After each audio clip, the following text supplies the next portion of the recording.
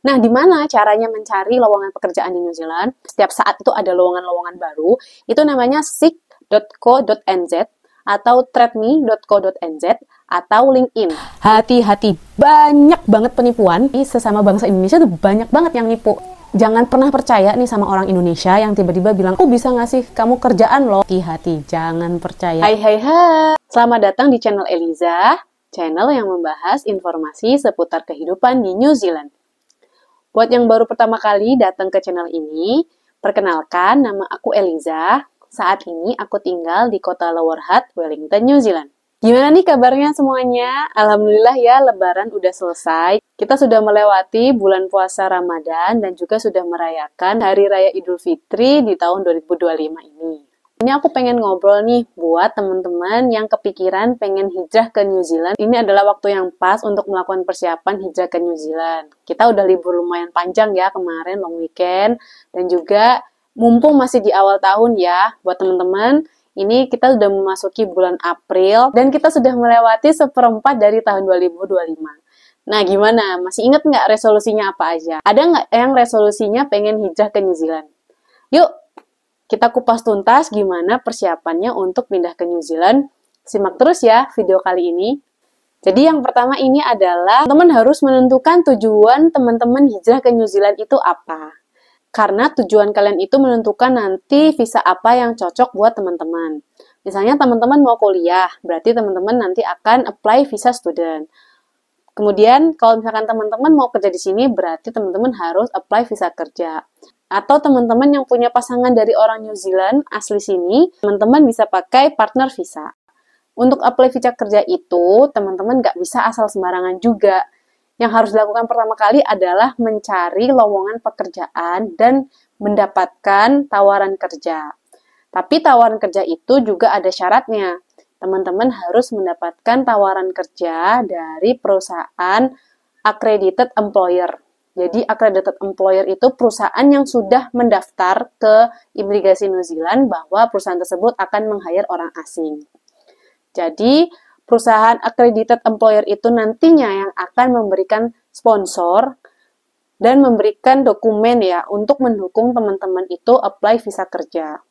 Nama visa kerjanya adalah accredited employer working visa. Nah, pertanyaan yang paling sering aku dapetin di YouTube, di Instagram, itu adalah gimana sih cara dapat pekerjaan di New Zealand? Mencari pekerjaan itu teman-teman harus mencari perusahaan yang sesuai dengan skill teman-teman punya.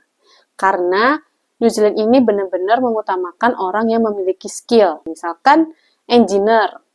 Teman-teman punya background electrical engineer, civil engineer, atau mining engineer. Itu teman-teman tinggal cari aja lowongan pekerjaan yang berhubungan dengan background teman-teman semuanya. Di mana caranya mencari lowongan pekerjaan di New Zealand? Ini adalah website pencarian kerja yang paling terkenal dan selalu update ya. Setiap saat itu ada lowongan-lowongan baru. Itu namanya seek.co.nz atau threadme.co.nz atau LinkedIn. LinkedIn itu juga banyak banget ya lowongan pekerjaan yang tempatnya ada di New Zealand. Tipsnya adalah teman-teman itu harus rajin, mungkin setiap minggu atau setiap hari gitu ya, untuk merefresh dan mencari lowongan pekerjaan yang ada di New Zealand. Banyak yang bilang, nyari kerja di New Zealand itu nggak gampang.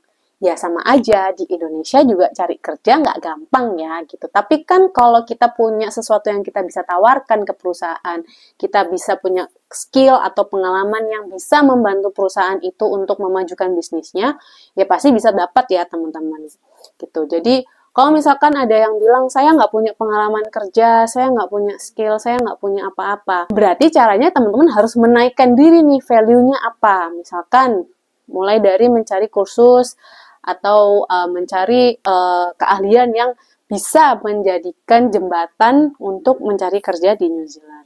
Dan memang mencari pekerjaan di New Zealand itu nggak gampang ya. Misalkan aku mau apply sekarang bisa langsung dapat itu nggak, karena di sini kita juga berkompetisi ya dengan negara-negara lain. Tapi ingat tujuan kita kenapa sih pengen ke New Zealand? Nah, itu harus diingat-ingat lagi sehingga dengan perjuangan kita itu akan terbayar gitu dengan apa yang akan kita harapkan dari New Zealand ini. Tips mencari kerja di New Zealand itu sebenarnya bisa dilakukan semuanya secara mandiri ya dan gratis, tidak berbayar. Asalkan teman-teman itu rajin mencari, baca informasi sebanyak-banyaknya yang ada di internet dan bertanya. Kalau teman-teman kan sudah mencari informasi tetapi masih ada yang kurang atau masih ada yang ingin dicari atau diketahui. Dan satu lagi ya, jangan cari cara yang instan ya. Misalkan, Kak, minta tolong dong cariin kerjaan. Kak, ada nggak agent yang bisa nyari kerjaan? Aku punya uang 10 juta nih, tolong dong cariin aku kerjaan. Itu nggak ada. Tenet. Ini sering banget orang-orang tuh nanya, ada nggak agent yang bisa menyalurkan kerja? Mohon maaf, di sini nggak ada ya. Jadi semuanya itu bisa teman-teman langsung apply ke perusahaannya gitu. Kalaupun ada yang ngaku agent atau ada yang bisa bilang aku punya lowongan pekerjaan nih, hati-hati, itu biasanya penipuan. Beberapa orang yang udah DM ke aku itu bilang ya, pengalaman pernah kena tipu, katanya bisa ngasih pekerjaan di farming, katanya bisa nyari kerjaan di peternakan. Setelah mereka bayar, ujung-ujungnya si agent itu ngilang. Daripada uang yang udah teman-teman kumpulkan susah payah itu akhirnya masuk ke kantong penipu dan mereka gunakan buat foya-foya untuk kehidupan yang mewah, lebih baik uang yang teman-teman kalian punya itu investasiin untuk ini, kepala atau untuk ilmu atau untuk skill ke atas gitu ya. Jadi mendingan kita ikutan course, kita ikutan kursus gitu. Gimana sih cara meningkatkan skill supaya bisa bekal buat kita kerja di New Zealand. Banyak banget penipuan. Bahkan ya sesama bangsa kita saja sendiri, sesama bangsa Indonesia tuh banyak banget yang nipu. Jadi jangan pernah percaya nih sama orang Indonesia yang tiba-tiba bilang, aku bisa ngasih kamu kerjaan loh gitu. Kamu datang aja ke sini pakai visitor visa, kamu datang aja ke sini, nanti kamu bayar aja segini, nanti akan aku kasih kerjaan gajinya segini. Itu hati-hati, jangan percaya ya. Even aku sendiri itu nggak bisa ngasih kerjaan, jadi jangan minta kerjaan di aku, carilah di seek.co.nz tadi, oke?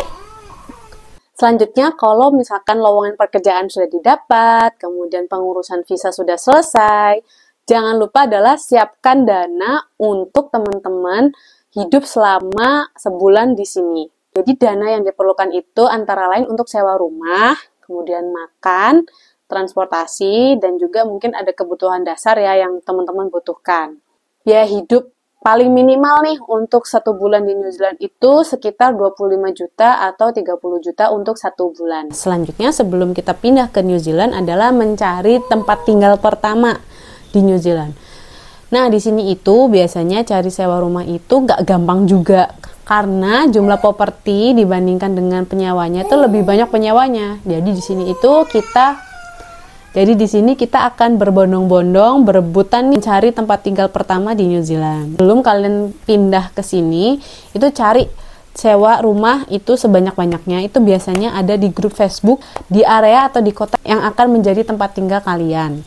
Contohnya misalkan aku di Lower Hutt, itu aku dulu mencarinya adalah rent house area Lower Hutt, rent house Lower Hutt Wellington atau flatmate Lower Hutt Wellington.